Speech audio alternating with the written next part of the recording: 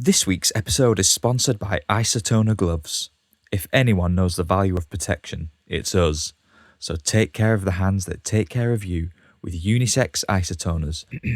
Can we still say that? Oh, thank God. As far back as I can remember, I always wanted to be a good film fella. Hell of a day, isn't it? Yeah, baby! You crazy son of a bitch, you dead. Unbelievable! You can't handle the truth!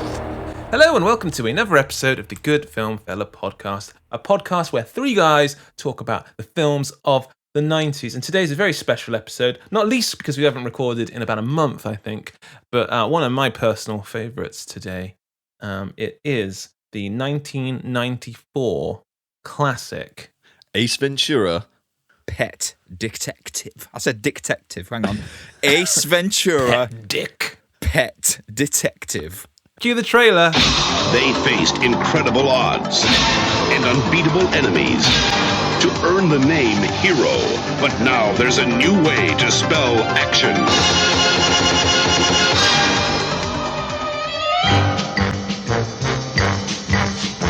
Jim Carrey is Ace Ventura, Pet Detective. That was an interesting trailer. I feel like they didn't show all the best bits in that because, you know, I feel like it resisted the temptation. But that's maybe because there are so many best bits in this movie. Now, in traditional Good Film Fella format, Jim, when was the first time you watched Ace Ventura, Pet Detective? I can't remember exactly. It would have been like when it came out on video, I think. Like, straight away. Again, would have been a Saturday night movie with the family, I think. Pretty sure I watched it. You would have been 9 years old or younger because that's how old I was. Yeah, exactly. So yeah, quite I mean, it was ripe for children liking this movie, wasn't it? I think that was the thing. It kind of became a sensation. It was. It's weird that it kind of was in retrospect, but it absolutely was a huge movie with kids. Yeah. I think this was like a 12, wasn't it, when it came out, or a PG? I mean, I don't even know if 12s were around then. I don't think they were. No, I don't think so. Maybe this was just like a PG. Yeah. I think 12s were. I think 12A was like a thing that happened later. Oh, that was the thing, wasn't it? But yeah, I think I being older than you two, notoriously, this film is burned into my brain because I worked it out. I think I was 14 when this came out, and it's the first film that I ever owned for myself on VHS. Wow. So I remember I'd seen The Mask at the cinema, and I think loved it. And off the back of that, I'd rented this, I think, and it spoke to me like no other film ever had. I mean, I was the absolute target demographic. 14-year-old boy. I thought this was one of the greatest films I'd ever seen at the time. Amazing. I think that's how it went down in England. I have a feeling we got The Mask before Ace Ventura. Or Ace Ventura came and went pretty quietly. I think Ace Ventura, The Mask, and Dumb and Dumber were all released in the same year. Yeah, I believe. But I remember going to the cinema to see The Mask, like Fish, and then like the Ace Ventura coming on VHS a little bit later. Yeah, or like, I tell you what, I remember. I remember going to the video store, and there was a standee of Ace Ventura, and the tag was the face behind the mask. Yeah, it was like a sticker on the box. I really remember that. Yeah, the face behind the mask, because I loved the mask. Oh my God! And then this was. But I feel like we might get into it in a little while though. I feel like this was the first movie he made though, wasn't it? Oh yeah, absolutely. In America, this was his first one. He had he was kind of successful on this TV show in Living Colour. So I think, whereas in England we had no idea who he was. I think it was a bit more of a gamble to put this movie out here. Don't forget about Earth Girls Are Easy. Earth Girls Are Easy.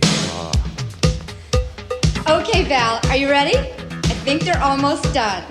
Okay, with the big red one, I went for the blonde surfer look. Wow, which one is that? Good luck. We are human now. I don't believe it. He's even cute. I know, bitchin', huh? With Jeff Goldblum, he was in that as well. Yeah, first. That was kind of like. That feels like that was a very different. This was like a relaunch of Jim Carrey, wasn't it? I feel like he did Earth Girls Is Easy. He's like a little bit part, isn't he? He's not even a name in that. He's one of the aliens, isn't he? Just a side character, isn't he? So going back to Ace Ventura, going back on that about how to like it was big with kids, and yeah, absolutely it was big with kids. This made me think that like, is it just that we've got very primitive monkey brains? Yes. And that like just someone being very animated and high energy, and even if you have no idea what he's saying or what's funny, it's just kids just respond to that. Yep. And I think I wrote down like this. The YouTube has kind of inherited this Jim Carrey energy now, and it's just people being. Yeah. Hi guys! Today we're going to throw 56 bath bombs in a swimming pool. Woo! Yeah, yeah. And I think it's just because he's so high energy in every single scene. I just think that's what kids love. It doesn't matter. He doesn't even have to be funny, but he is funny. But just being that high, kids just respond to that kind of energy, or maybe we all do because we're monkeys. I'll tell you what, just a simple monkey. I would describe this film for me as formative. Because I mimicked Ace Ventura for years, which is why I was such an insufferable prick when I was in my late teens. Because I was just like, gravy all the time, you know what I mean? It was just like, alrighty then. Like a glove. Yeah, I still do that now, to be fair. I mean, he's just a catchphrase machine, wasn't he? Alrighty then. Holy Testicle Tuesday. Like a glove? Loser. If I'm not back in 5 minutes, just wait longer. Really? I realized that like when I was watching it, I was like, shit, there's a lot of him in me as well. Like this whole thing that he did, because like it's like every scene in Ace Ventura, he's like talking to the audience that that's not there. He's like doing his lines. It's that kind of slightly too loud. And kind of like he's talking to someone who's sat next to him, like a little bit further back in the theater almost. He's like, "Alrighty then, it's alive." And I realize I do that. Like I fucking do that. Like where I just like when you're saying something that you want to be funny, you kind of play it up like there are people that are listening, even though it's just you in a room with your mates. Totally, just play it. You say it a bit louder. Yeah, I wrote in my notes while I was watching it. So he breaks the fourth wall, but without breaking it. He's like, he does all this wacky shit, but who's he doing it for in the reality of the world? Yeah, it is for us. Well, a lot of the time it's for the animals, isn't it? And like the animal becomes us, the audience. Like he does it to the dog that he's kidnapped, or he does it for the hungry fella. There you go. Hungry fella? There you go. There's going to be a lot of this. Let's talk about how it... let's go through the movie, sorry, because we're just going to jump around, I know. So the movie opens, and it's Jim Carrey walking down the street. Now, this movie takes place in Florida. Now, it's probably been maybe 10 years or more since I watched this. And I didn't realise until the rewatch that like they're really trying to sell... Like, it's a hot day, it's a hot location, it's Florida. Like, everyone's wearing shorts and like Hawaiian shirts, and there's lots of people sweating through the movie. And I was like, oh, okay, this is like... not something I would have realised when I was a kid. They really sell the temperature of it all, and that kind of explains his dress sense a little bit. Yeah. More. So he's kicking around this parcel, isn't he? And already this is pretty funny, just on its own, isn't it? It starts so strong. I remember. I think I was just laughing out loud when I was, 14, watching him just boot this parcel around, and all the glass sound effects. Yeah. It's just someone doing something naughty again. Like why this responds to kids. It's someone doing something that they shouldn't be, and it's completely harmless humor, isn't it? Because we're going to get into maybe later on about how some of the humor is not so harmless. But this is pure. This is purely harmless. A guy just utterly being a knob. Ridiculous, puerile nonsense, and it's brilliant. Yeah. And it's that kind of that slapstick energy, isn't it? It's because he's got this box. It is almost like you're watching like Chaplin again or something, or one of these. Yes, it is. It's like silent humor, isn't it? Yeah. He could. It doesn't. He's not even again.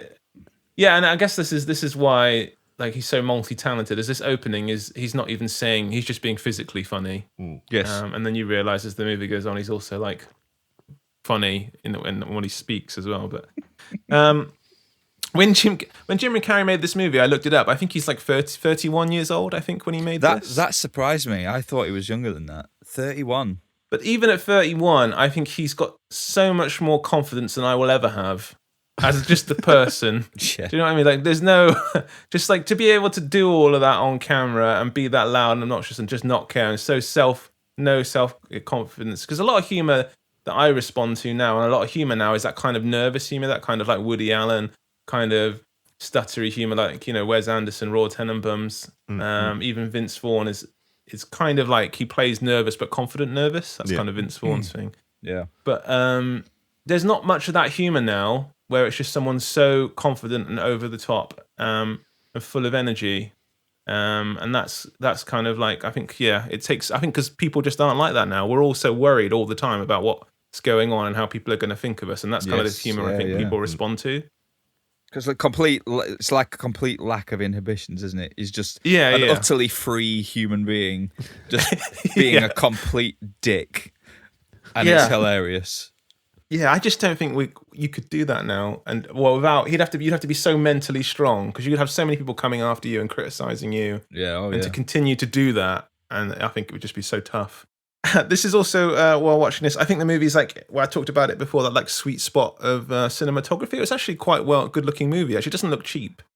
None of that digital color correction or any of that. I thought it looked pretty good. So he's basically pretending to be a delivery man. He destroys this parcel, but the reason he's destroyed the parcel is because it's not important at all. He's just pretending to deliver this parcel so he can kidnap a dog that has been kidnapped. And then you have this whole sequence where he's trying to start his car. He's trying to rev the car, and he's pretending like he's Frankenstein. And you get the "It's alive, it's alive" again to the audience. Yeah. Assholes are closer than they appear. Warning! Assholes are closer than they appear! It's alive! It's alive! And then he starts the car and drives off. But then after that, you get the scene where he's in his costume for the full time, and it's this Hawaiian shirt. We've all seen Hawaiian shirts before. But I've never seen these like circus pants that he wears. They're like purple pants with like stripes. Amazing. I just thought he's such a fully fledged character, isn't he? I don't know if he picked the costume or the costume design, but it's iconic instantly. It's like he's Beetlejuice or something, or like he's Batman. That outfit is, and the hair. Yeah, don't forget about the styled hair. up and everything. It's like you could see a silhouette of that and know instantly that it's Ace Ventura, couldn't you? Totally. But he was, I think, because he styled his performance and his costume, I think, is styled on like a bird, right? Which is why he's got the crazy pompadour. Okay. It's supposed to look like sort of a parrot, and the bright colours and stuff, and the way he kind of pokes his head around all the time and stuff. That's amazing. Yeah, I hadn't thought of that. You can totally see it. You can totally see that. There's those white birds with the yellow hair that look around. And I tell you what, when he walks, he pecks his head forwards, doesn't he? Yeah. Oh, that's where he's got that from, like a parrot. Oh, that's brilliant. A great little moment, actually, really early in the movie. Again, all this humour is completely harmless as well. Is when he knocks on the door of his apartment, doesn't he? And then he does this little. His landlord's there, and I used to do this joke all the time, isn't it? When you get. Because again, you were 9 years old, 10 years old. You'd watch this movie, and then you'd go to school. And like this whole Ventura. Yes, Satan. Ventura. Yes, Satan? Oh, I'm sorry, sir. You sounded like someone else. I would say yes, Satan. If anyone ever said my name, like if a teacher ever went Christakis or David, the temptation's so strong to go, yes, Satan. You know. Amazing, so I definitely did that a bunch of times. And then obviously the landlord's asking him about why has he got all this pet food, because he's not allowed pets in his apartment. Fiber. Why have you got all this pet food? Fiber. Yes. And there's this key shake as well, doesn't he? And then he goes in the apartment, there's nothing there, and nothing in there. And then I don't even know how they did this though. Then they go into it was really hard to find out about the making of this movie. Actually, I tried to find some stuff. He goes in the apartment, and all these animals come out, everything's coming out, and they all huddle around him, and they all stay still. I was like, did they glue these animals to the floor? Like, how did they do this? I love that there's a penguin flap in the freezer. Yeah. What an amazing touch. It's brilliant. Did anyone else, just quickly, did anyone else, and I sort of have realised this in the past, but his resemblance to Ryan Reynolds, or the Ryan Reynolds resemblance to Jim Carrey, I guess. They're both Canadian, I guess. But he looks so much like him in this movie. I couldn't believe it. I was getting a real Paul Rudd vibe when I watched it. You get the Paul Rudd vibe? Is that just me? Is it only me who's seen the Ryan Reynolds thing? I didn't see it myself. Yeah. Really? Oh, okay. Right. I think any adult that was born in the 80s and grew up in the 90s, it was so inescapable. I such a huge impact, Jim Carrey. Oh, yeah. Like, he was just... He took movies to another level though, really, because you imagine that, like, you had Jurassic Park came out, and that was like, you know, the blockbuster. But we didn't have a bona fide like star of the 90s, I think, until Jim Carrey. Like he was a guy that he opened a movie and then they started paying him £20 million, didn't they? Just because his movies were so big and guaranteed successes. And I think he was the first real star of the 90s on his own. I don't know if there's been a comedy actor since, though, in the same kind of ilk. Because you could open a movie so big. I mean, when you think arguably Adam Sandler, but... True, maybe. Because I think when you think about like Jim Carrey, he was kind of coming off the back of like people like, I don't know, Steve Martin, and those kind of 80s comedians, and even like back to like I said before, like not necessarily Chaplin, but like Jerry Lewis, and do you know what I mean? These people that are doing these kind of outlandish sort of physical performances, and you just don't get that anymore. I don't think. No, but I mean, I'm going to go out on a limb, and again rewatching this, I was like, I think Jim Carrey probably is the funniest man that's ever lived for me, honestly. Like. There's not a single frame of this movie that where he's not funny. Even if he's just standing still, he's funny. And I don't think you could say that about anyone. Yeah. I just think he's so I genuinely laughed out loud, and I don't laugh that often. I'm a very miserable person. I laughed out loud at this film on several occasions. So, I mean, I don't know how many people can do that, genuinely. Yeah. No, I was just laughing all the way through. I honestly had such a good time watching this again. So, I mean... You get this introduction to who Jim Carrey is, how pet detectiving works.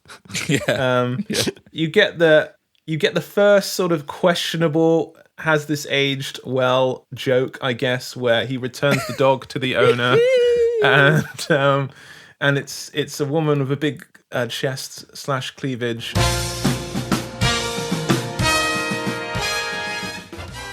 Can't afford, I guess, or doesn't wish to pay him money. That's right. So offers to take his pants off instead. Yeah. And he goes, "Oh, okay. Gee, let me think." But then this weird thing happens where he like holds a beam in a house, and then he just starts getting swung around. Brilliant. Yeah. And I've got to say, at 14 years old, I wasn't 100% sure what was going on. No, I had no idea what was going on. I'm still not sure what was going on, really, because not a technique I can ever. I don't know what would work. You've obviously never rescued a Shih Tzu. The thing is that if they just cut to below his waist, because obviously they don't show you what's happening below his waist. They don't show you what's happening below his waist. Yeah, below his waist. They don't show it. He's just like moving around frantically. Yeah. But if they did cut to below his waist and she was just wrestling to get his trousers off, I think equally as funny, because I can honestly believe that he has a very difficult to remove trousers. Right, so once we've established how pet detective works, we set up the plot of the film, which is that a dolphin called Snowflake has been kidnapped. Now, I don't think, guys, that Snowflake was any kind of clever play on words in this kind of weird cultural war that we now live in. No, too early. Of left, right, snowflakes being a snowflake. I think it was just an innocent. It does dolphin. work though. Calling Ray Finkel, who's the baddie, skipping forwards, if he would technically be a snowflake because of what happened to him. Because I think that's all coincidence. You think it's coincidence? I don't think there's anything written. I don't think there was any kind of intent in calling the dolphin Snowflake. Okay. I don't even remember, because I don't remember Snowflake even being a word in the 90s that we would use. No, I suppose. You know what I mean? That's something that's come around recently. Yeah. But it does work. Also. It'd be interesting to know whether this is actually grounded in reality, though. Like, did the Miami... if there was a dolphin called Snowflake? The Miami Dolphins have a That's a good point, yeah, because the football team were in there, weren't they? That it was the whole actual. It's the team. real Dolphins. Yeah, Dan Marino and all of that. Yeah. Did the Miami Dolphins ever have a live mascot? Here we go. Did the Dolphins ever have a live dolphin mascot? Yes, they did. Oh, okay. Flipper. It was called Flipper. Sorry. Oh, original. Excellent. Yeah. Dolphin's name in the movies is Snowflake instead of Flipper. Does it say why in that little paragraph there? I bet you they didn't have the copyright to Flipper. So they just called it Snowflake arbitrarily. Yeah. It's amazing how that does actually work, though. It does transfer. Because there's a little line in the film there. They say they gave the dolphin Ray Finkel's number as well. Oh, okay. So he was number 10, and they gave the dolphin the same number and taught it to kick I did a not field pick goal. up on that. Yeah, it does work in hindsight, which is quite nice. But there you go. Okay. So this dolphin, the Miami Dolphins the American football team, their mascot Snowflake is kidnapped, and then they hire Ace to find out where this dolphin has gone. We're introduced to Courteney Cox, and this was just before Friends went on air. So that was a question. Yeah. So this was pre-Friends. Pre-Friends. She recorded this before Friends. Yeah, it's like at the same time. I think she was doing the Friends pilot and this probably around the same year, and then they kind of came out. Right. Okay. But at the same time, I think when I was watching this, I was like, wow, Courteney Cox. I mean, she had a pretty awesome 90s, didn't she? She had Friends, she had Ace Ventura, and she had the Scream series. I think the Scream series kind of took over her film career. Believe you haven't mentioned Masters of the Universe. That was 80s, wasn't it? That's iconic. Yeah. Courteney performance. That Bruce Springsteen video too. Oh yeah. That Bruce Springsteen video, do you listen to that song at all? If that comes on the radio, do you go like, I don't even want to hear that? Or is that still important to you, that song, Dancing in the Dark? Did you see my dance? It was pathetic. I'm not a bad dancer, but that was horrible. Wasn't there something else as well, her claim to fame, and I could have this wrong, so we might need to fact check this, but she was like the first woman, because she was in like a feminine hygiene product advert on American. Yes, I believe that's true. She was like the first woman to say period on national TV or something. Do you change your life for 1 week because of that time of the month? Still using pads? Then let me tell it to you straight. Tampax can change the way you feel about that time. Tampax tampons protect differently than a pad, so you feel cleaner. And feeling cleaner is more comfortable. Plus, more women use Tampax than any other tampon or pad. Now that's something. Remember, there's a feeling with Tampax. It can actually change the way you feel about your period. Quite the legacy as Courteney Cox. Yeah, it certainly does. So they take Ace Ventura to the pool where Snowflake has been kidnapped, and then he springs straight into a Star Trek Captain Kirk impression. Captain's log, stardate 23.9, rounded off to the nearest decimal point. We've traveled back in time to save an ancient species from total annihilation. So far, no signs of aquatic life, but I'm going to find it. If I have to tear this universe another black hole, I'm going to find it. I've got to, mister! Funny thing is that obviously I saw this before I ever saw an episode of Star Trek. So he was doing Kirk impressions. I had no idea what he was doing. Again, it was just funny. Yeah. It took me some time later to realise he was doing Kirk. I think this is one of my most mimicked moments when I was in mid to late high school. I actually folded up a piece of paper to make a communicator and just used to do the whole shtick. Again, why I was such a cock in high school. Yeah. All that. But this is one of the weirder bits of the movie, because whenever I watch this, I was watching it now, is that he looks into like a hole in the tube and he's doing the impression to this hole. So he's doing it to us, the audience. Yes. He's doing the impressions to the camera, literally into the camera. But you're thinking, if you're Courteney Cox looking at him, he's literally just staring into a hole in the pool and doing this impression to nothing. You know, I'd forgotten he does 3 impressions. He does Kirk, but he also does Scotty. I just can't do it, Captain. I don't have the power. Yeah. And he does Bones as well. Like, damn it, I'm a doctor, not a pool man. For God's sakes, Jim, I'm a doctor, not a pool man. He's a fucking nutcase. It's brilliant. I love it. Some solid Star Trek impressions, absolutely. Then also, he gets out of the pool. Go on. I was just going to say, quite a huge plot hole, actually, because this guy's a lover of animals. Yes. And you'd think he'd be raging against the idea of a captive dolphin. But he's trying to get the dolphin back. Well, I know that's his job, but he seems quite happy, especially his mate he sees later on in the nightclub. He's chasing killer whales and stuff, and it's like, oh, okay, he's rescuing the killer whales. Rescuing the killer whales, yeah. I just thought it in my head. I was like, oh, he's quite happy with a captive dolphin. He doesn't have a go at them for the dolphins. No, he doesn't. No, dolphin being in captivity. I imagine that might have been cut. I could see it happening. I could see him definitely throwaway line somewhere. Yeah.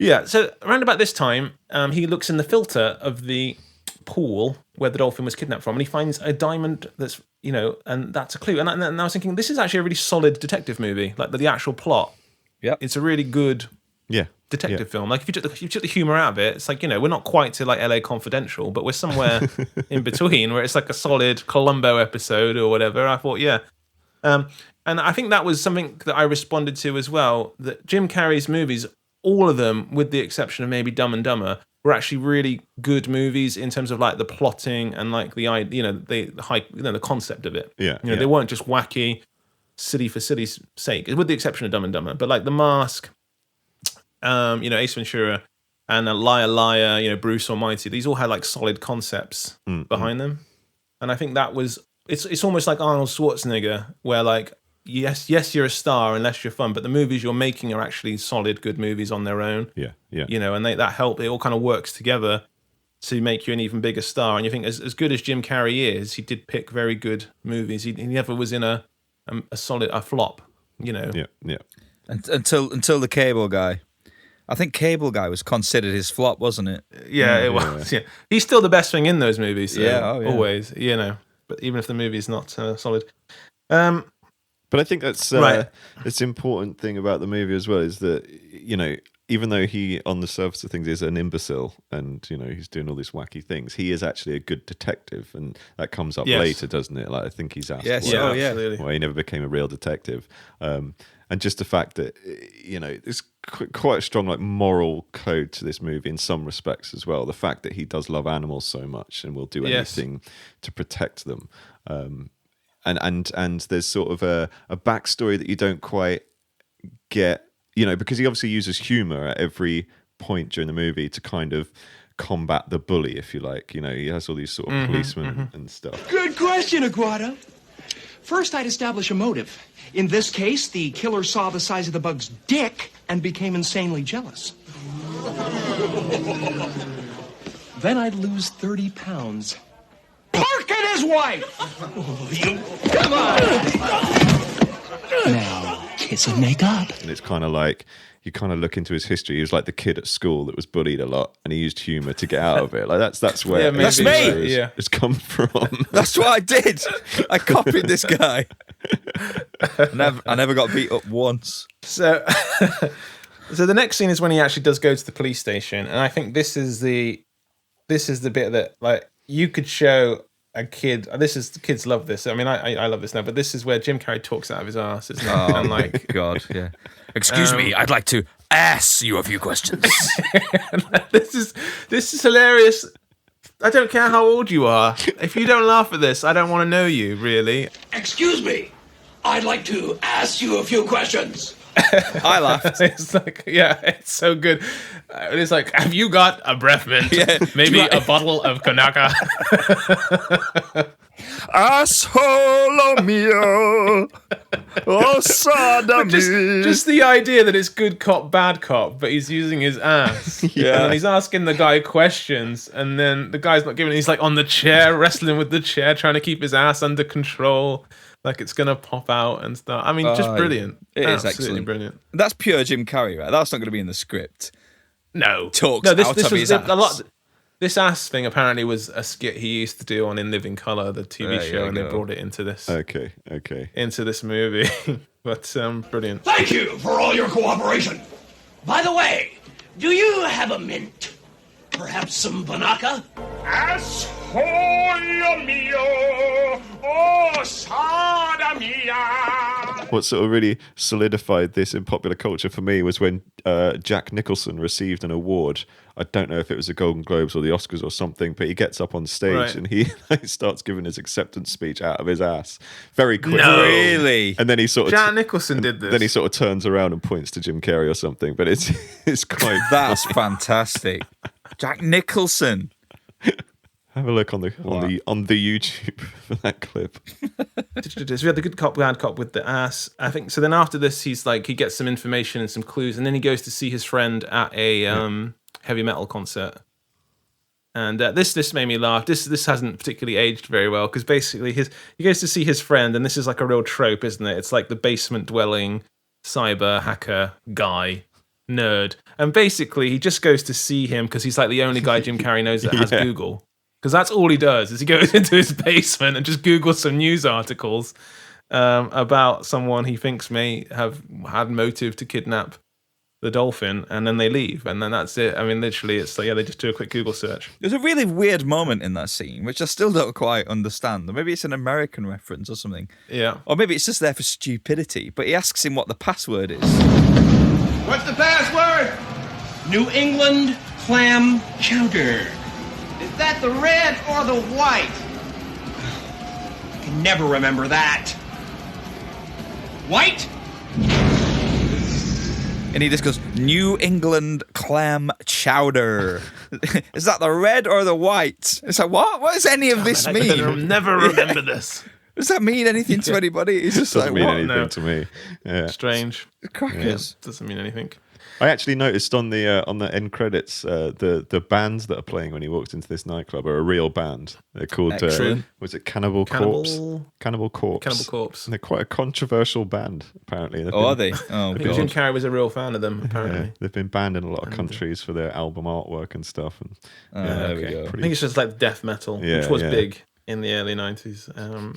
I do love his little dance while he's walking through the club, by the way. It's great, isn't it? So now we get to what is my favourite sequence of the whole film, actually, which is when he turns up with Courteney Cox, who looks gorgeous in this sort of like he's taking her out for like a date, and they go to this highfalutin party, and they meet Udo Kier. Now Udo Kier is a great European actor that's in a lot of Italian horror movies, and he's actually really good in this little sequence that he's in, but. So he's just trying to embarrass Courteney Cox and just trying to unsettle everybody. Yeah, exactly. I love this whole bit of the film because he's just being an absolute dick, and it's hilarious. Like, even with like the guy, I don't even know what it means. He opens the door, and the prissy sort of doorman's there, and he just goes, "Hi, Captain Stubing. How will go for a duck?" And he's like, "What? Permission to come aboard, sir." And then he does that dog thing. And it's like straight away off the off. He's just being a giant bellend to try and embarrass Courteney Cox. Oh my god, it's so funny. Hi, Captain Stubing. Howard Gopher and Doc. Permission to come aboard, sir.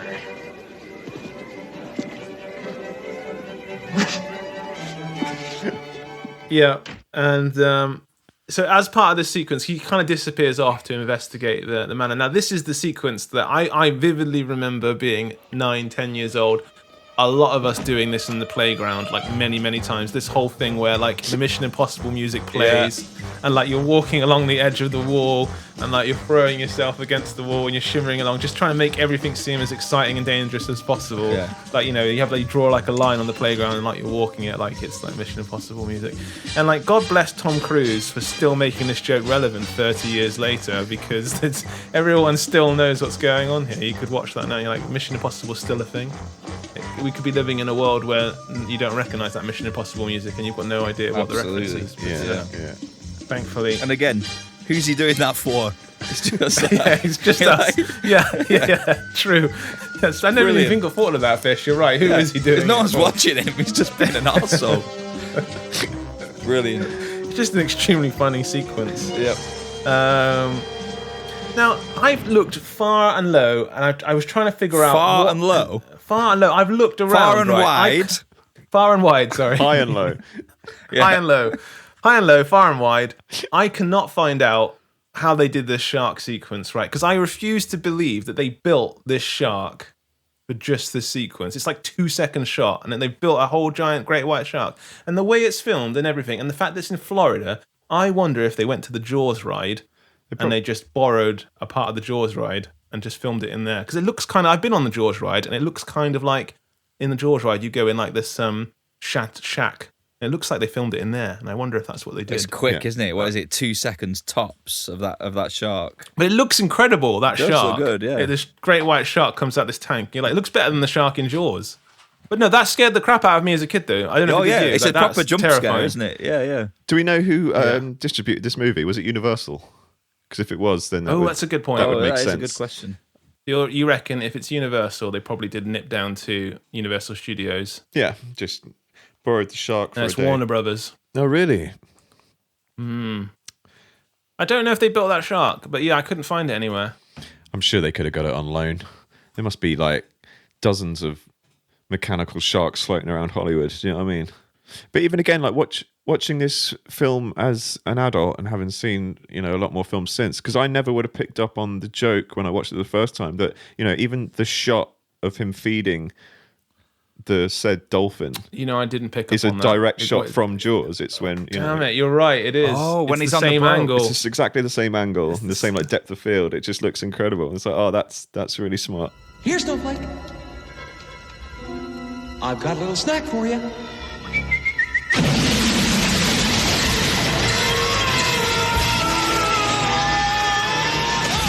Very clever. Did not pick up on that, Jim. That's great. Yeah, that's really good. Gold star for Jim. Thanks. Yep. Sick reference, though, bro. Oh, thanks, bud. Dude, your references are out of control. Everyone knows that. Well, hang on, I'm trying to think what happens next. Well, he comes out of the bathroom, doesn't he, after being mauled by his shark. With his clothes shredded. Do not go in there. Woo! How many times We've all done that. Yeah, of course. We've all done that. We've all made that jag, surely. You see, around about this time, I just started enjoying the movie from this part in, and my notes dry up a little bit because I was just having so much fun. Well, it's from when he leaves this party, right? He realizes that the guy's wearing a ring, and that's right. So that's where he gets this whole sort of ring theory from. Yeah. And there's the montage of him going around all the footballers. Oh, that is so yeah. I think and that's the point where it just stretches reality, doesn't it? Just a little bit, where he's like pissing off all the footballers. They're giving him the finger. Then he gets his binoculars out. To try Genius, though. It's brilliant. And then he has one guy punch him in the face so he can count the ring, the diamonds to see if it's missing. So he figures out someone must be missing a diamond from their Super Bowl ring. That's right. That's what he's doing. They're putting their hands in letterboxes and he's hanging onto it and he's got like the lighter, isn't it? He's trying to look at the ring. And then you can add. Here you go. We've probably hit 2 stars on the problemometer, and then there's a 3rd star when he's in the bathroom and he looks at the guy's penis. And then the guy looks at him, smiles, and then does the campus walk and follows him off. You're like, ooh, that one hasn't aged well. The camp walk was unnecessary. I think just having him smile at him would have been enough. Yeah. Yeah, it starts to get into problematic territory now. But we are like an hour into the movie now. So we've had an hour of guilt-free, hilarious comedy. Hey, though, just quickly before we move on from this montage sequence, right? Because I don't know if you guys watched it in like higher res than I did, but so he gets punched in the face by one guy, right? And then he's counting the dots on his forehead. Then later on, you see him and he's like being a kind of football fan. He's at like a signing where he gets. Oh, he's got a fake acne. Yeah. Is that fake acne? Or is that because I always thought that was a joke? Thinking that he'd been punched multiple times, so he'd done that more than once. That's him pretending to be a spotty teenager. Right. Okay. Like spotty fanboy nerd. Oh right. Because I think that would have been a funnier joke though if you'd have just like seen loads of these probably. impressions on his face.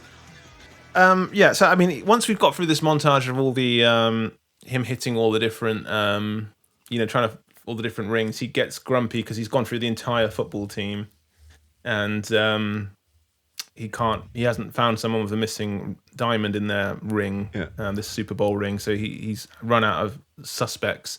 So then again, we're in problematic territory here a little bit because he's really grumpy and he just starts taking it out on Courteney Cox, doesn't he? He does lay out some excellent, yeah, and you're ugly.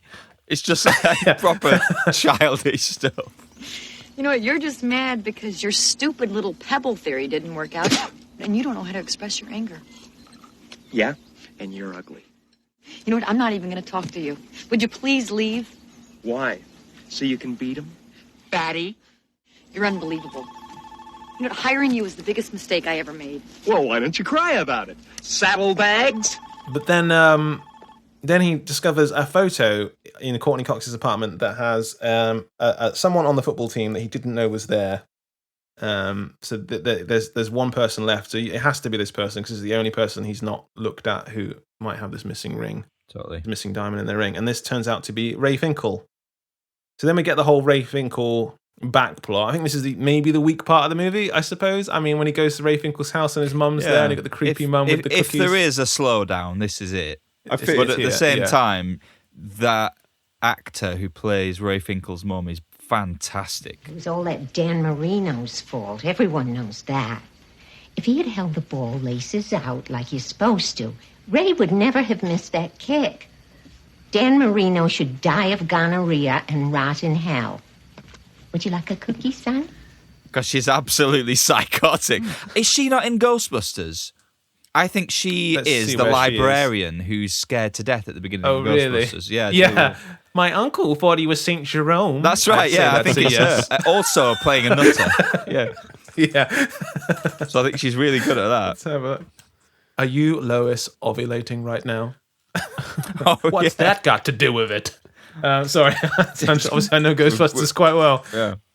I like that bit where he puts the shotgun through the window. I'm looking for Ray Finkel, and the shotgun comes out of the window, and a clean pair of shorts. Brilliant. How can you not laugh at this film? Hi, I'm looking for Ray Finkel. And a clean pair of shorts. So good. Right, yes. We have... We've somewhat just skipped ahead in the narrative, though, because I think we missed out a scene. So after Ace is mean to Courteney Cox, he then goes inside, and there's right here, actually, you're right. There's a problematic line here. Well, for me, it's like the only time Jim Carrey stops being funny, and he goes in to apologise to Courteney Cox. And for me, it just doesn't sit well in the universe. I don't know if they're trying to humanise him a little bit or make him seem like less of an arsehole, but I don't know. It just... Melissa!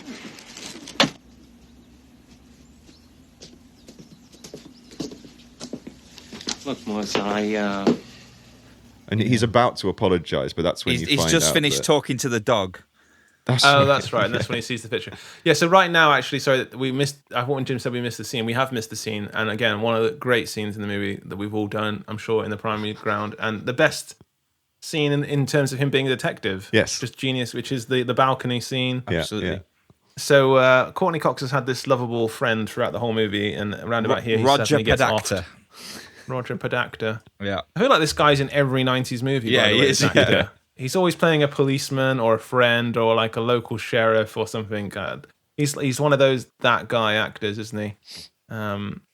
Anyway, he's been murdered, and I watched it this time, and I remember thinking it when I was a kid that I was suspicious of Einhorn, Sean Young, because he goes to the balcony. He's like, "There's some blood on the balcony," and I remember she touches the blood, doesn't she? She wipes it off, and I'm like, "What are you doing? Yeah. You can't touch evidence. Quite you need to photograph." Sus detective work going on there, isn't it?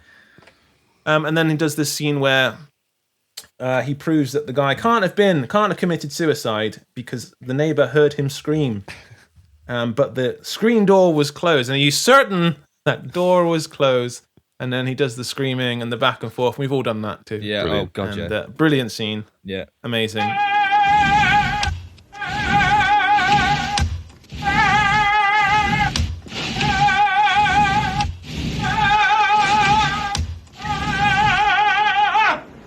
This is double pane soundproof glass. There's no way that neighbor could have heard Podacter scream on the way down with that door shut. The scream she heard came from inside this apartment before he was thrown over the balcony, and the murderer closed the door before he left. I have exorcised the demon. Too funny. Oh my god. Yeah. That's a Poltergeist reference. I didn't get at the time. It took me a long time later to watch Poltergeist and realise what was going on. I have exorcised the demons. This house is clear. Losers? Get him out of here, losers! So then we find out that it's Jim Carrey has established that it has to be Ray Finkel, that is the killer that's kidnapped the dolphin. Now, how does he try... Oh, no, and then when he's at Finkel's house... Is it when he's at Finkel's house? Mm-hmm. No, he goes... Then he goes to the insane asylum. This is when he goes to the insane asylum, because Ray Finkel was committed. Yeah, that's right. That's right. And I read online as well, because we're getting into, this movie's problematic, and I agree it's problematic. But they were saying, it's really problematic because of the transphobia stuff, which we'll get onto, and problematic because of mental illness. Now, I don't think it's actually problematic in terms of mental illness, because I don't think it makes fun of anyone in this institution at all. No, I don't think it does. No. He Jim Carrey acts crazy. Yeah, but I think that's funny. I wasn't offended. I didn't feel uncomfortable by him acting crazy. It's so over the top that you can't take it any other way than just pure stupid comedy. He's wearing a tutu. He's made his hair even more ridiculous. Yes. And Put me in, coach. I'm ready. And he's playing a footballer with some sort of PTSD. It's brilliant. Yeah. Just give me a chance. I can handle it. I'm ready to go in, coach. Just give me a chance. I know there's a lot riding on it, but it's all psychological. Just got to stay in a positive frame of mind. And then again, schoolyard stuff. Come on, guys, we all did this. The slow-mo instant replay. Yeah, where he does the reverse. Where you act out stuff in slow-mo. Let's see that in an instant replay.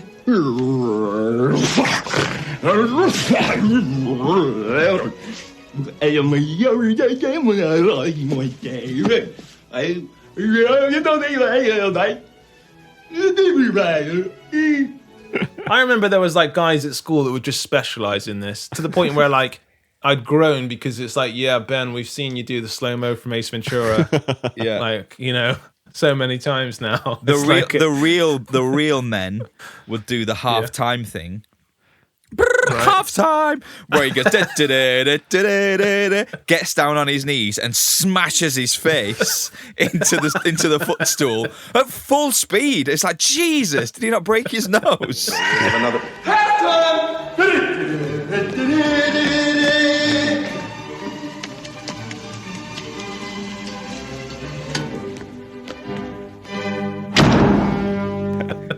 If you really wanted to impress people, you did that one. We must just say at this point that the institute is called Shady Acres, named after the director.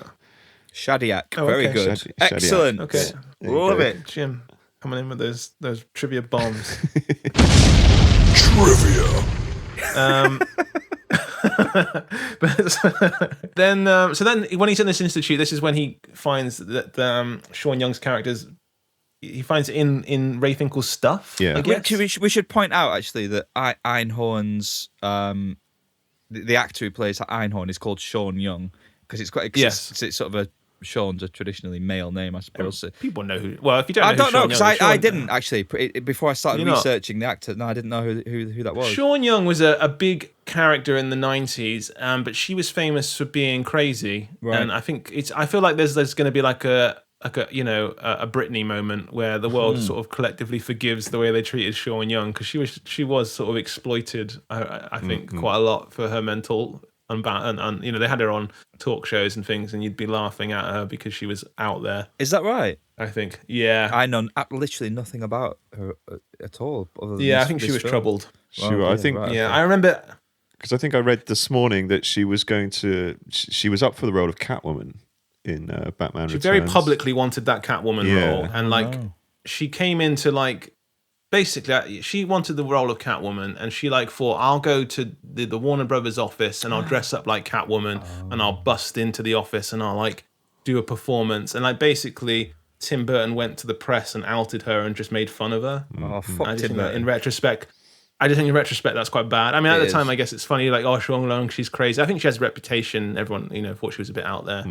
But I think, it's just one of those things where it's you laughing at someone and then it takes on a bigger edge when the whole world gets in on the joke a little bit. And we still, that still happens now, with reality TV and stuff like that, where it's like, oh yeah, you or I might laugh at someone being weird, but then the minute you project that onto the internet and the whole world and Twitter, it becomes slightly more insidious.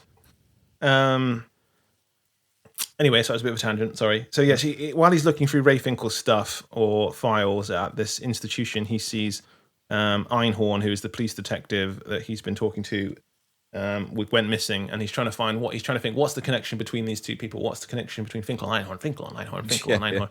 And then the dog comes in the room. I'd forgotten this. This is a stretch, isn't it?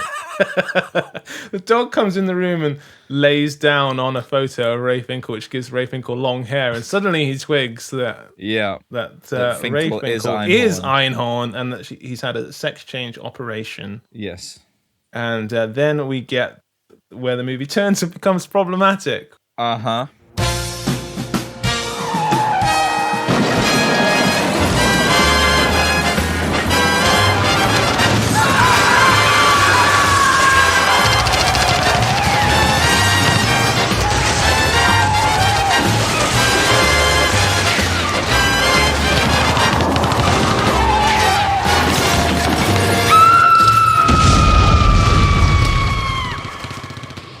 basically, guys, I went and did some research here. So basically, the villain in the movie is revealed to be a man that's transitioned into a woman. Now, this is what Jim Carrey said at the time, or there's a quote that is attributed to Jim Carrey. When it came to do my reaction to kissing a man, I wanted it to be the biggest, most obnoxious, homophobic reaction ever recorded. It's so ridiculous that it can't be taken seriously, even though it guarantees that somebody's going to be offended.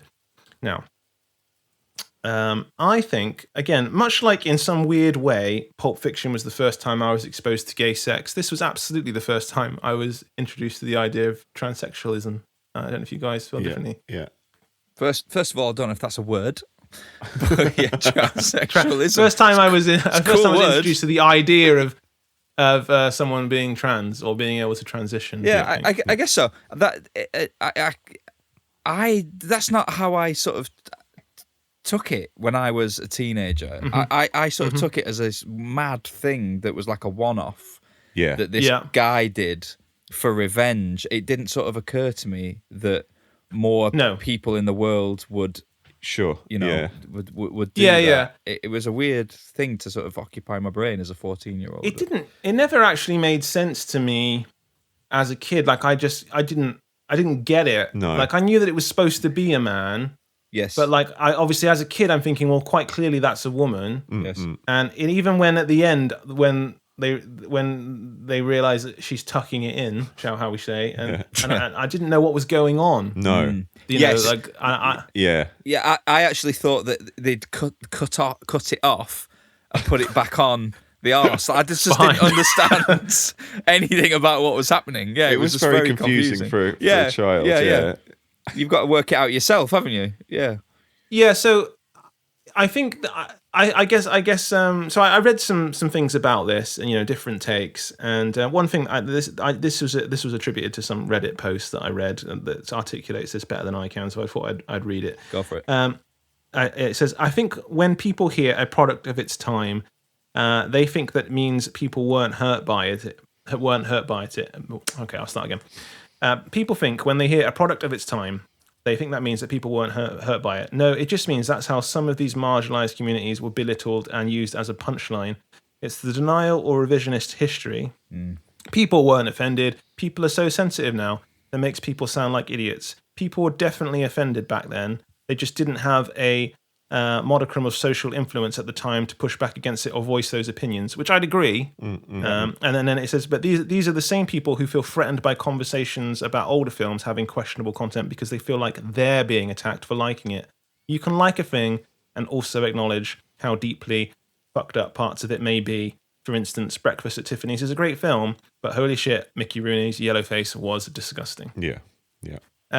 So I guess that's how I feel. I love Ace Ventura. I still like the movie. I still think it's a good movie. But I acknowledge that, that whole ending is a bit problematic. And it's only problematic because there's no representation of... If we lived in a world where there were loads of trans characters and you had good representation and bad representation, wouldn't necessarily be a problem. But this is still one of the only representations in a movie. We've got a handful of representations in films, I think. And I think that's the problem, isn't it?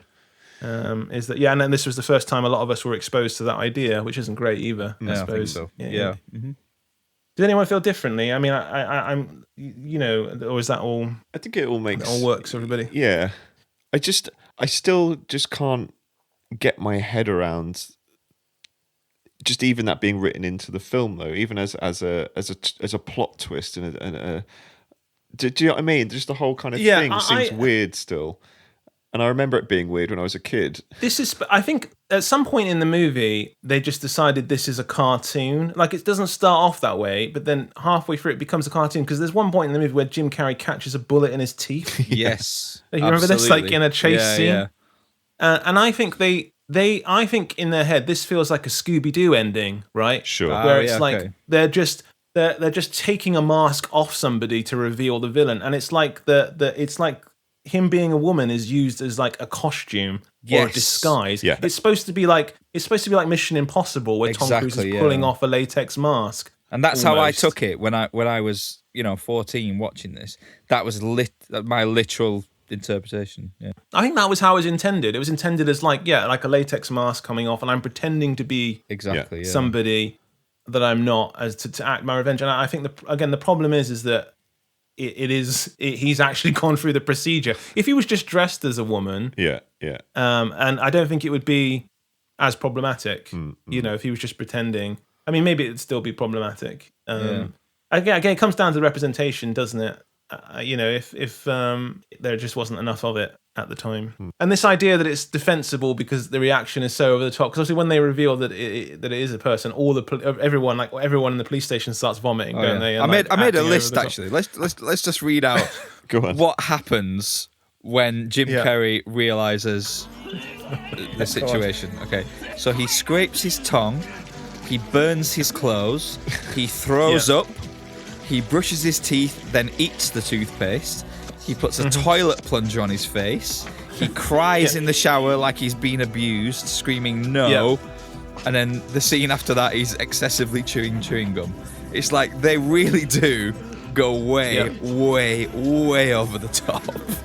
The other thing that's a bit of context that we don't have now that was then is that this whole sequence is actually a parody of the movie The Crying Game, which was a massive movie that came out. Oh, and that's the music that they're playing in the background.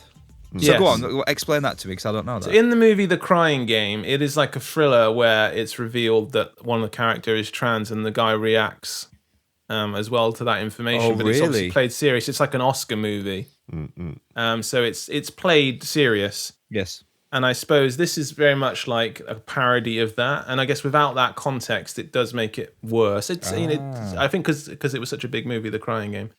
That kind of lightens the effect of this movie now. Then knowing that, like you say, that it's a parody. Then you've got that context. It's like, okay, so they're kind of mocking something that was done that was probably not correct or felt uncomfortable, so it makes. But it was a more serious take, absolutely. Yeah, it was a more serious. It was still wrestling with a guy being uncomfortable with. I've only seen The Crying Game once a long time ago, and I don't think you can actually buy it. It's very hard to get hold of. It does really change the context, doesn't it? If it's parodying something that was serious. Yeah, I don't think it makes it any better. It's like it doesn't. If someone does if someone does like a parody of if someone does like a parody of Tom Hanks in Philadelphia, it's still probably distasteful. Do you know what I mean? It's like a serious movie. About AIDS, and then you do a joke about AIDS. I don't think it's okay. But I guess that's just kind of like, again, in the 90s, that was a trope, is that like you take something serious and just make it silly, and that was funny. Like there were so many movies in the 90s, weren't there, that were just parodies of other films, just doing the same scene but sillier. Thankfully, that's all gone away now. We're trying to ask a bit more of our comedians. I'd say the ending's problematic because the guy in the mascot costume, all he does is shoo away the pigeon. And Ace Ventura punches him repeatedly, right, in the face. And then he has him on the ground, and he's ground pounding him. And then no one likes mascots. Then no one likes mascots. And then he's on the big screen, and everyone's just smiling and laughing, going, "Oh, Ace, you're so wacky." And he's beating the shit out of this guy, completely out of order. And everyone's just like, "Oh, Ace, he's so crazy, Ace Ventura." There's one sequence we haven't talked about that we should probably talk about before we get onto categories, and that is the Ace Ventura Courteney Cox sex scene that we glossed over. As a child, had no idea what was going on here. Surely the making of this tune, "The Lion Sleeps Tonight," was, I mean, don't get me wrong, I mean, it's a good tune, but this scene solidified it as like the horny sex scene, isn't it? Yeah. Whenever you hear a winglet, that became synonymous with people getting it on, or animals having sex. And I'm convinced that's just because of that parrot bobbing its head as well. Was it? It's weird that song now is synonymous with sex, isn't it? I think so, and I think it's because of this film. Well, it was also featured in The Lion King, wasn't it? Timon and Pumbaa are singing it. Oh no, it was, yeah. Different vibes now. You know what the best part of my day is? It's categories.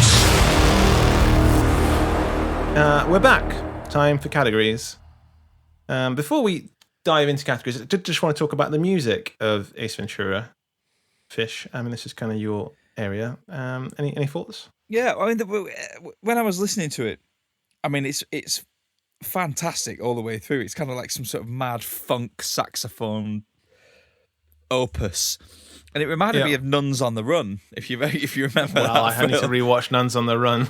Yeah. So the music was by a composer called Ira Newborn, who, going back a little bit, did the music for Ferris Bueller's Day Off, Dragnet, Planes, Trains and Automobiles, Caddyshack 2, The Naked Gun. There you go. Uncle Buck, Naked Gun 2.5. I'm just trying to list the big ones. Ace Ventura, Another Naked Gun, Mallrats, interestingly. Oh, okay, yeah. And then the last one on his filmography here is Basketball in 1998, and then he drops off the radar. Basketball, I've not thought about that movie in a long time. Yeah, so I mean, that was the South Park guys, wasn't it? I think. Yeah, that's right. Yeah, so he has he sort of has a theme going on with all these films, and then he seems to just stop. But fantastic music, I loved it. Okay, time for categories. Sticking with the classics. Insert Ben Affleck. Ben Affleck. I want to see him as Snowflake. I want to see him in the tank getting kidnapped. He could be himself, like in the Dan Marino character. Like if this movie was made now, maybe there's like a plot involving actors in Hollywood. Are we happy, by the way, about Dan Marino playing Dan Marino? No, he's because I thought he was very good in it. No, he's all right, but it doesn't quite work, does it? You can tell he's acting. Should they have just got a group of actors in to do this instead of the actual team? It was a big selling point for the movie, though, I would imagine, that Dan Marino was in it. In America, I guess it doesn't. It just washes over us. But if you imagine if this was like, Man United Football Club and it was David Beckham, it would feel very weird, wouldn't it? Yeah, maybe 20 years ago. It's, yeah, no, that's a reference. Oh, okay. Well, I mean, if I want to do it now, okay. I mean, Cristiano Ronaldo's still playing, so it could be Man United and Ronaldo. But I mean, it would feel very weird watching the movie. It'd probably take me out of it a little bit. So the fact that it's Dan Marino and he's a real sportsman, but like I don't have a relationship with Dan Marino, so it doesn't take me out of the movie or feel weird or anything. Yeah. So. Fair enough.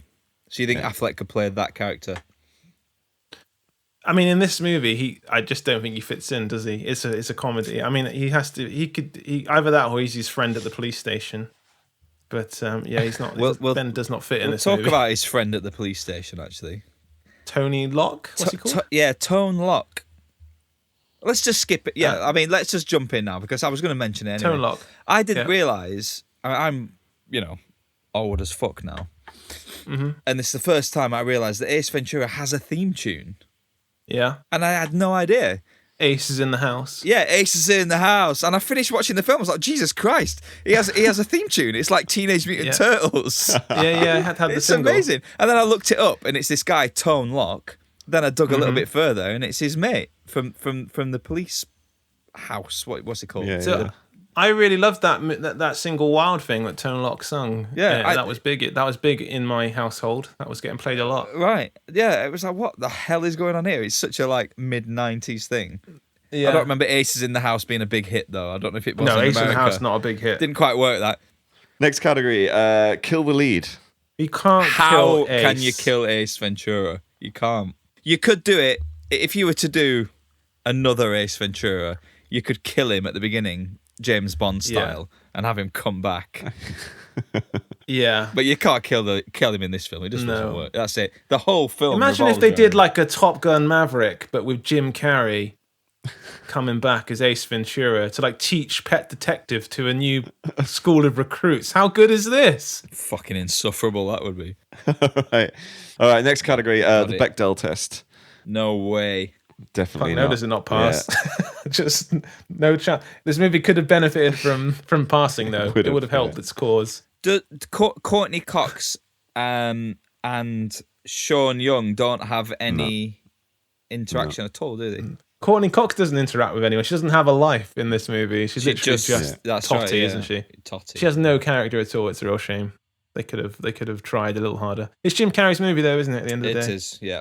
Everyone else is just along for the ride. Does another movie do this better? I'm going to put out there Jim Carrey movies. Okay. Yeah. Do what better though? What is this it the that best this film Jim Carrey is doing? movie, Fish? Is this the best Jim Carrey? Oh. Yeah. And if not, what is? Come on, let's have I a vote think The round. Truman Show is probably peak Jim Carrey. Ooh, let's go Jim Carrey comedy, though. I'd say Dumb and Pure Dumber is comedy. a funnier movie. This is a tricky question. I think his best comedy, like all around family entertainment, comedy is Liar Liar. But my favourite is probably The Mask. But I think The Mask has some risque humour in it. There's some stuff in there that you might not want to show your gran if you go back and watch it. But Liar Liar is like entertainment for everybody. I think it's. Yeah, but I mean, best Jim Carrey film because you've got to sort of separate it out because he did his. Yeah, you do. Yeah. He did his serious stuff and he's got his wacky comedy stuff, and then he's even got this middle ground like Liar Liar where it's kind of. No, Liar Liar is wacky comedy. Yeah, I know. I guess so, but it's got a bit more family friendly family stuff though in Liar Liar with his son and all that. I don't know. I mean, Sonic the Hedgehog 2. If anyone's seen that, Yeah, you liked that, didn't you? I think I mentioned on a previous podcast was Jim Carrey back to peak Jim Carrey. So I've not seen either of these Sonic films, Fish. How does it make you feel like watching Sonic and then going back and watching this? Feels like no time has passed. You think you still got it? Yeah, honestly, yes. is that how you feel? I think so. I'm going to have to watch Sonic then. If that's how you feel. He's older. Yeah, but he's like I say, he takes over the film. He's just chewing the walls. It's amazing. It's so ridiculous. It's not funny in the same way. Oh, but it's bonkers in a similar way. I recommend. Don't watch Sonic 1. Sack it off. Go straight to Sonic 2. You don't need the backstory. I can't do that. You don't need the backstory. You get it. It's fine. Sonic, Hedgehog, whatever. Okay, we'll move on. What memorabilia would you like from the movie? Wait. I remember in a previous podcast, what do we call this category? I'd buy that for $1. I want one of those. That's right. Yeah. I want one of those. I'd buy that for $1. Is good. Yeah. What do we want one of those of? I think from this. I mean, it's got to be his outfit, hasn't it? Yeah. The stripy trousers. It'd be cool if you had that behind you, wouldn't it? It's like this is the actual outfit that Jim Carrey wore in the movie. Yeah. Or a Dolphin AFC 1984 championship ring. Yeah, the ring is the standout, isn't it? Yeah. With a stone missing. Yeah, that'd be if cool. You really wanted to be. Yeah, that would be awesome. All right, now we get into the weakest link of the movie. I mean, I know where I'm going with this. Do you? I think from no fault of her own, it's Courteney Cox, actually. I don't think she brings any. No, I disagree. I think Courteney Cox is not necessarily... Pure eye candy, she's not great in it, but she's a constant. She's I don't think... Yeah, she never takes me out of the film. She's a good straight man. Yeah, exactly. Yeah. I think the weakest link is kind of a group effort in terms of the naturalistic acting of Tone Loc, Dan Marino... Anyone who's not an actor in this film, you can tell is not an actor in this film, and I think that's the weak part of this film. Well, I mean, we could say the ending's weak. I mean, it is weak now. I mean, obviously, obviously it's problematic, but like the last 20 minutes is weak. Transphobia is the weakest part of this film. Yeah. All right, who are you going to give the Paul Hollywood Star Baker Award to? There's only one, isn't there? Come on. It's got to be, hasn't it? Yeah, 100%. It is just. Made me laugh still, however many years later. Actually, I'm going to leave it. It was 2004, 2014. It's almost 30 years. Yeah, it's almost God, 30 don't years say ago. that. When you say that out loud, it really is depressing. It's awful, isn't it? But it's true. 30 years on, and I'm still laughing at his stupid shit. That's impressive. Still funny, though. It's still funny. Yeah. Remake, sequel, or Pool Feig gender swap? Can we just quickly just touch on When Nature Calls? Because I have seen it once at the cinema, and I've maybe seen it again on video, and I remember it just wasn't as good in any way, really. And why is that? Is it the story? Is it the plot? Was it how many years after this was it? It was relatively quick. It was quick. It was like it was the year like afterwards within it. Yeah, it was. So Yeah. so it's you're not sort of sick of the shtick. So do we need to give more credit to the plot of the original? Oh, yeah. I remember even as like a 10-year-old or 11-year-old, when I watched When Nature Calls, I was like, it's just not as good a movie. This is me being a little pretentious 12-year-old because like there's no central mystery. That's right. Or good detective story. Is he trying to rescue a bat or something? I can't remember what it was. Yeah, it's quite a lot more gross out comedy as well, the second one, weirdly. Yeah. Like it starts off with him like vomiting into that bird's mouth. Do you remember when he's climbing the cliff? Oh, that's right. Yeah. And then yeah. There's a lot of it's a stuff. cliffhanger. Yeah, thing, cliffhanger. parody, Right. and then he's like obviously coming out the rhinoceros's butt, which is the best joke in the movie. But like it's a lot more kind of gross out humor. And actually, Ace Ventura 2, I did suggest we do it as part of this podcast, but maybe we'll do it at some point in the future. It was cut. They cut lots of stuff out of that in the UK, and you couldn't get it uncut for a long, long time. Are you serious? Yeah. So there was a huge gag where he like there's like a woman in a hospital, and like he punches her stomach, and the baby flies out between her legs. Oh my goodness! That that was cut out, and I saw it for the first time maybe 10 years ago. I just couldn't believe that was in the movie. And there's lots of stuff. Okay.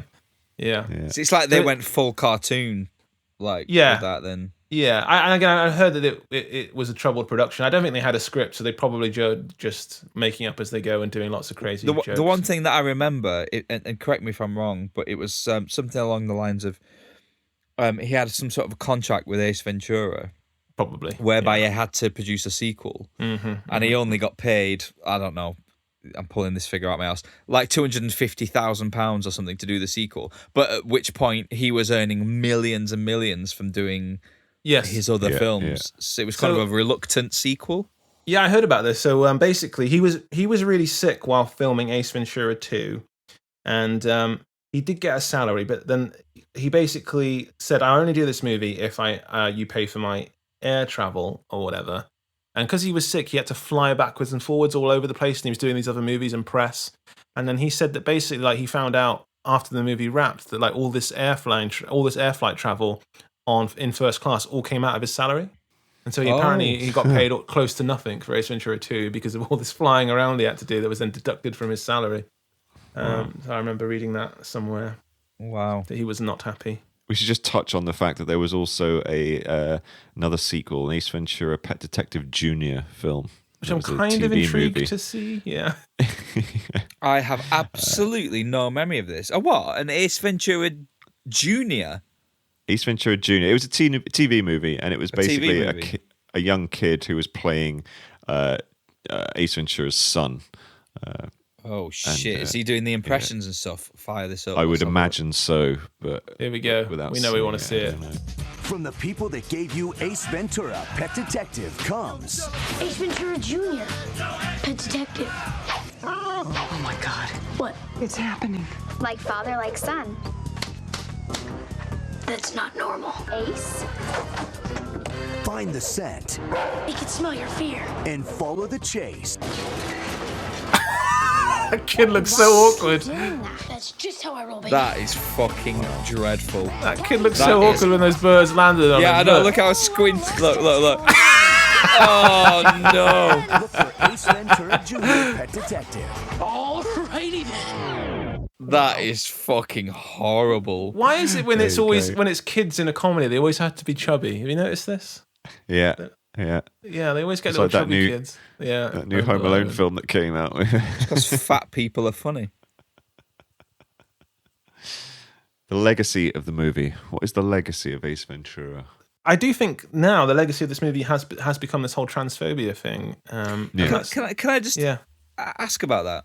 Yeah, because I hadn't really realised that's what the legacy of this film was until we started sort of researching. Because this film, right, I hadn't thought about it really in years. Yeah. And then when we started discussing doing the movie for the podcast, you do a little bit of research, and all of a sudden you realise that it's become this whole problematic film. And I think Joe Rogan may have even started it off. That's right. No, he did it. That was it. That's what kicked it off. Yeah, and 2019. Yeah, was that when that was? 2019. And I just found it really interesting that it was Joe Rogan pointing it out. Yeah, that it became such a thing. It was.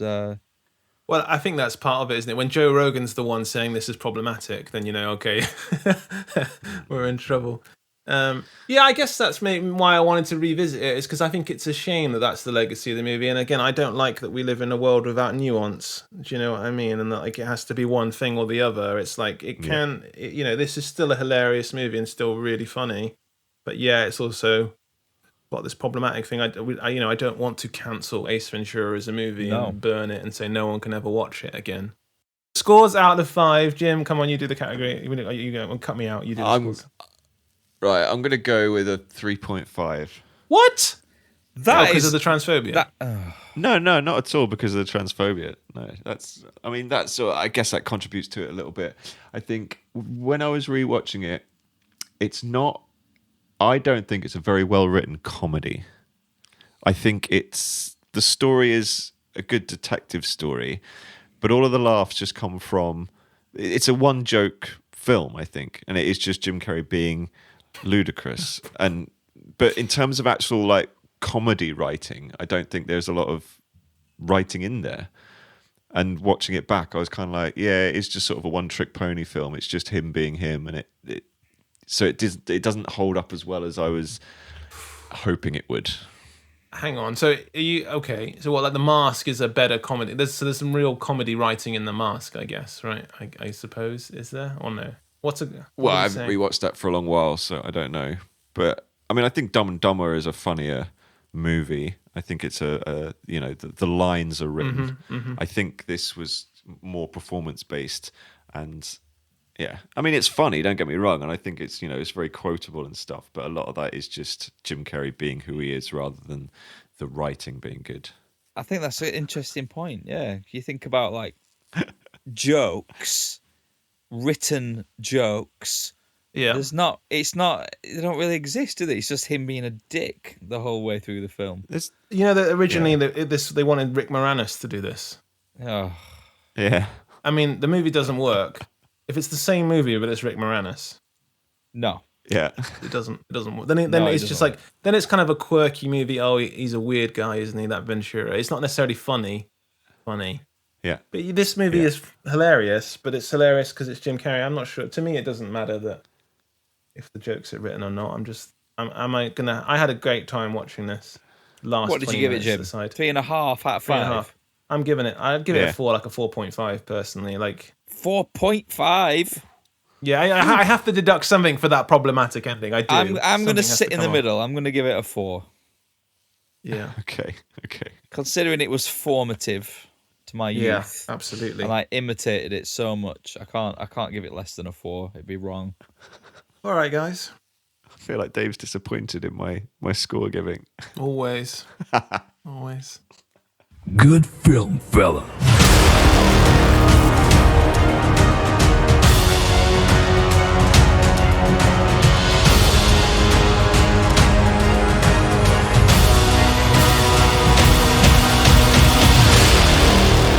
In case I don't see ya, good afternoon, good evening, and good night. She is suffering from the worst case of hemorrhoids I have ever seen! That's why Roger Podacter is dead! He found Captain Winky!